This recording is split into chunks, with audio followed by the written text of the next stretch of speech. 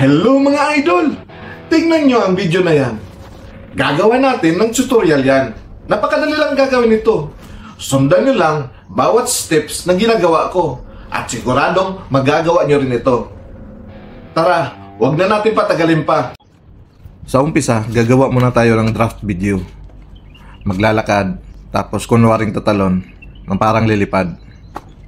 Tapos lipat tayo sa kabila. Kailangan din natin ng empty background dito para paglitaw ng fire effects walang ibang makikita. Tapos lakad tayo dyan, kunwaring babagsak. Tapos maglalakad, palabas pa exit na. Okay na. Lipat na tayo sa CapCut. Add agad natin sa CapCut. Pindutin ang new project. At i-add agad yung video na ginawa pang draft. Tapos hanapin ang aspect ratio. Gawing 9:16. At huwag kalimutan i-press and check. Since gagamit tayo ng empty background, i-highlight natin yung video tapos i-split. Tapos scroll na tayo sa unahan konti. Tanggalin natin yung hindi na kailangan. Bago mag-start yung maglalakad, i-split natin. Tapos i-delete na yung nasa kaliwa. Tapos scroll naman tayo sa unahan. Hanapin natin yung part na nakatalo na yung katawan. Yung nasa area na. Tapos i-highlight, i-split natin yan. Tapos i-delete na natin yung sa kanan. At pindutin yung dulo. Watermark ng CapCut yan, di na kailangan yan. At ilong press lang natin tong nasa huling video, tapos ilipat sa unahan. At ngayon, pindutin natin yung overlay, kasi i-add na natin yung fire effects. Hanapin dyan, i-select yung bilog, tapos i-press ang add. I-delete lang natin yung sobra sa fire effects, habang naka-highlight, i-split and delete. Yung sa kaliwa na hindi na kailangan. At ilong press natin, para i-drag pa kaliwa, para i-timing natin kung saan mag-start lumipad. I-highlight muna natin yung video clip ng fire effects. Tapos pindutin ang filter. Tapos piliin ang lighten. Tapos press check. Natanggal na yung itim. At ngayon, i-timing na natin yung fire effects. Sakto sa katawan ko. At kailangan sabay din ang paglipad. Oops, nauna yung katawan ko. Ayusin natin yan. Pahabain muna natin yung empty background. Para habang lumilipad yung fire effects, mayroon pa ring background.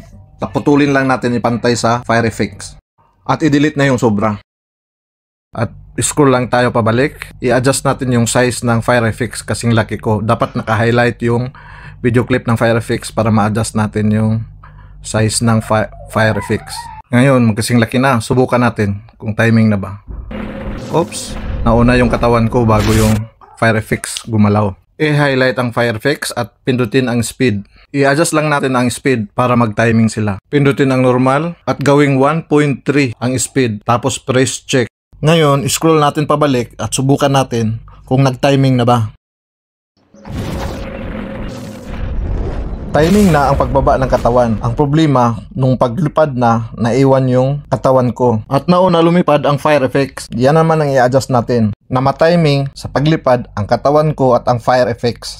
Dito natin nagagamit kung gaano ka-importante ang speed sa pag-timing.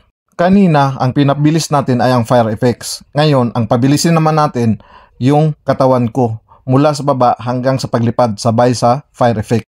Pindutin natin yung video clip na nasa taas at i-split natin yan. At habang naka-highlight ang video clip sa parting palipad na ako, pindutin ang speed at i-adjust hanggang 1.7. At huwag kalimutan i-press and check. At i-scroll lang natin konti pabalik para subukan natin kung timing na ba. Yun, timing na. At itong dulo, pantay na to kanina. Dahil sa binabago-bago natin yung speed, kaya hindi na nagpantay ngayon. So, ipantay na natin. Subukan natin ulit isang bisis kung okay na ba.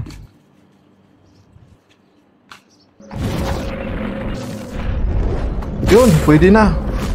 At i-add naman natin yung palanding naman. Pindutin lang yung plus sa kanan. At i-select natin yung video. Tapos press add.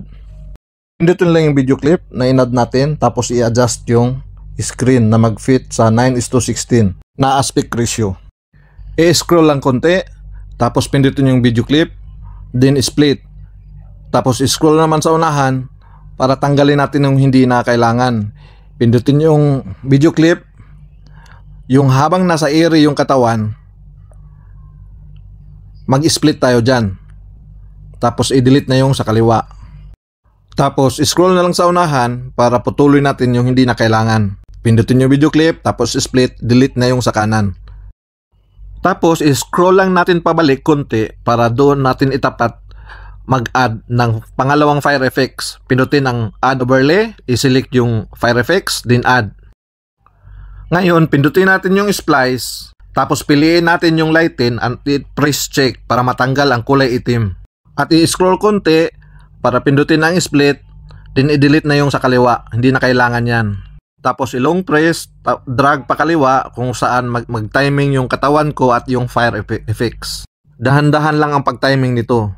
Kailangan natin na magkatapat ang katawan ko at ang fire effects. Yan, magkatapat na. Pero yung fire effects nasa taas. Ngayon i-adjust natin. Pindutin yung fire effects. Tapos hilain natin pababa ang fire effects hanggang sa magsakto sa katawan ko. At i-adjust na lang ang size para magkasing laki ang fire effects at ang katawan ko. Kagaan lang. Dahan-dahan para maeksakto natin ang sukat ng katawan ko at ang fire effects. Tapos subukan natin kung anong resulta. Yun, ayos na. Goods na. Pero una akong humakbang palakad at makikita ang mga apoy sa harapan ko habang naglalakad. Yan ang problema natin ngayon na aayusin. Madali lang to. Kailangan lang pabagalin yung paglalakad ko. Pindutin yung video clip sa taas at pindutin yung speed, pindutin yung normal at i-adjust sa 0.9. Okay na yan. Yung mga apoy na lang nasa harapan ko na makikita habang naglalakad ako, yun ang aayusin natin. Pindutin yung video clip at split at i-highlight yung sa kanan. Tapos hanapin natin yung duplicate. At pindutin yung sa kaliwang video clip para ma-highlight. Then hanapin natin sa baba ang overlay. Laglag natin yan sa baba. At ngayon, hanapin ang remove BG. Tanggalan natin ang background yan. Auto removal na para mas mabilis. Antayin mag-green ang bilog sa left side at i-press uncheck. Kung hindi ka naka-pro, mag-customize cut out ka na lang, i-manual mo pagguhit. Okay na, i-scroll lang natin konti pabalik para subukan natin kung anong resulta. Ngayon nakita nyo, nasa likuran na yung apoy nasa kalsada habang naglalakad ako. Ngayon pindutin natin yung fire effects, tapos i-adjust natin yung apoy. Palakasin natin yung apoy. Hanapin natin yung HSL. Tapos pindutin yung yellow orange. Tapos isagad natin sa 100 yan. I-adjust natin yung saturation, lightness. Gawin na natin 100. Tapos press check para mas malakas yung apoy tingnan. O diba nakita nyo yung kaibahan? Mas lalong bumabaga yung apoy.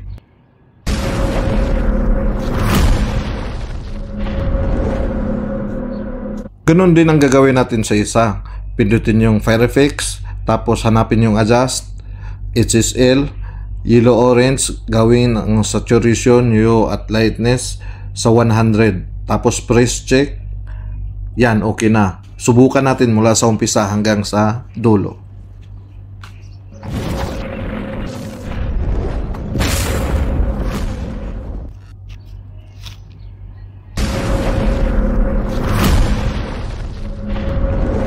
Okay na, ready to export na to. Pwede nyo pala ma-download yung dalawang fire effects doon sa YouTube channel ko. Ilalagay ko sa description ang link kung saan pwede ma-download ang fire effects. Dito nyo makikita sa comment section ang link ng YouTube channel ko.